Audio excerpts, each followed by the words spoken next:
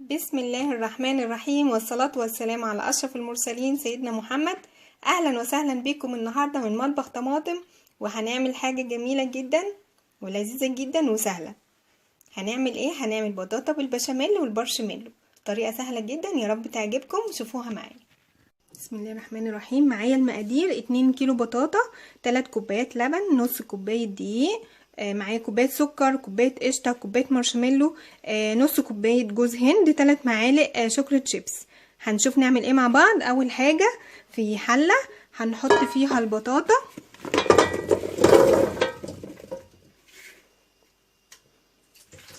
ونص كوباية السكر وكوباية صغيرة مية للبطاطا بس، وهنرفعها على النار.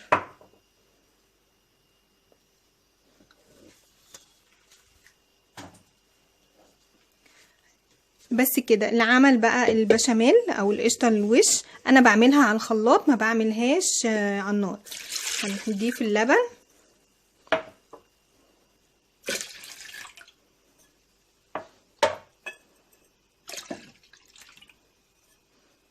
ونص كوبايه الدقيق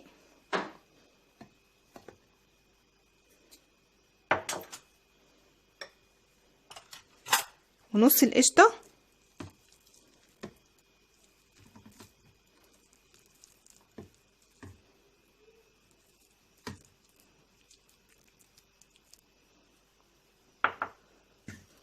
ونص كوبايه السكر.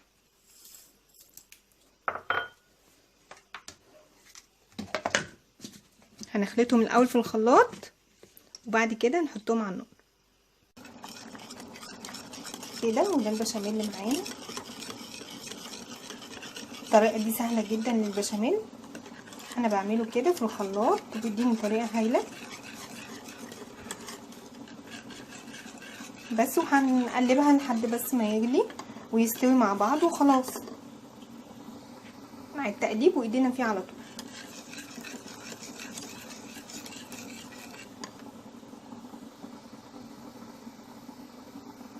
وكده البشاميل الحلو او القشطه الحلوه معايا هي خلاص خلصت كده زي ما احنا شايفين، وبقت القوام جميل كده، ولا كلكعه ولا اي حاجه خالص، وسهله جدا اللي في الخلاط صدقوني. طريقه سهله جدا للبشاميل سواء الحادق او الحلو. بصوا القوام جميل ازاي، ما شاء الله. كده خلاص خلصت معايا. هبتدي ارفعها على النار ونشوف هنعمل ايه مع بعض تاني. وخلاص خلصت البطاطا معايا واستوت على الاخر خلاص اهي، وبقت زي الفل. ماشي، نبتدي بقى نطعمها. هنعمل ايه؟ هنزود لها نص كوبايه القشطه وجوز الهند والشوكولاتة شيبس، وهنقلبها. وهي طبعا عليها السكر، مش محتاجة مننا حاجة تاني. خلاص زي الفل كده زي ما انتم شايفين. هنعمل ايه تاني مع بعض؟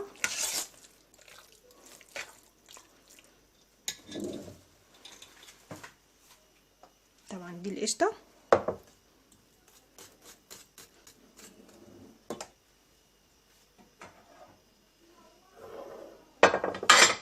في صينية كده هنحط شوية قشطة او بشاميل.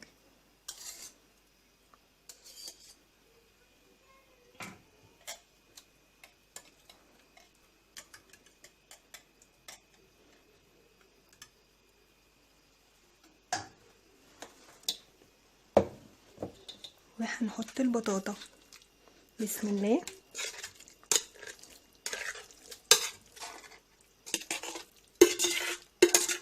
بطاطا كده بالشوكولاتة وجوز الهند، جميلة جدا، الطعم خرافة صدقوني.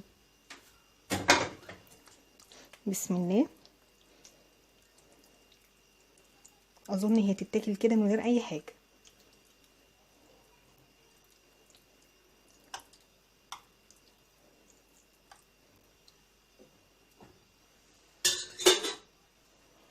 ونضيف البشاميل. بسم الله.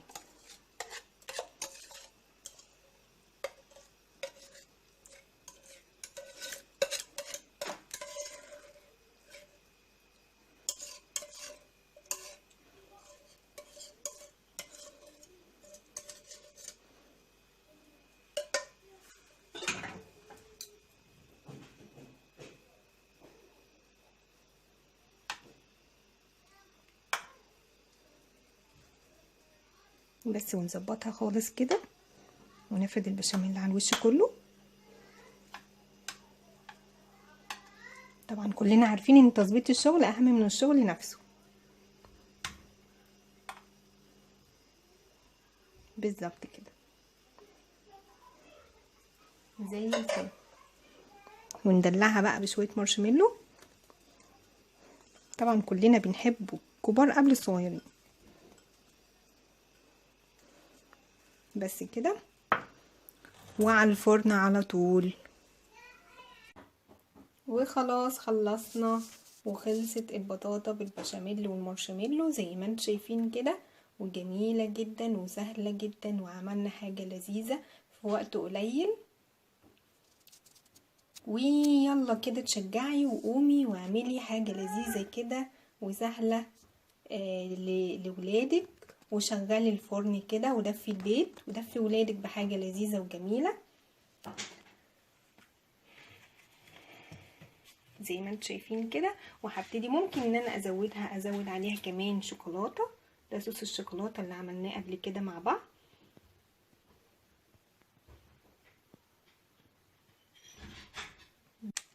بالشكل ده جميلة خالص معانا وسهلة جدا جدا. جربيها ان شاء الله هتعجبك، وفرحي ولادك واعملي حاجة لذيذة وطعمة كده وسهلة خالص وهتعجبكم ان شاء الله. جربوها بالطريقة الجديدة دي بالبشاميل والمارشميلو وان شاء الله هتعجبكم. شكرا ليكم، نورتوني وشرفتوني. مع السلامة.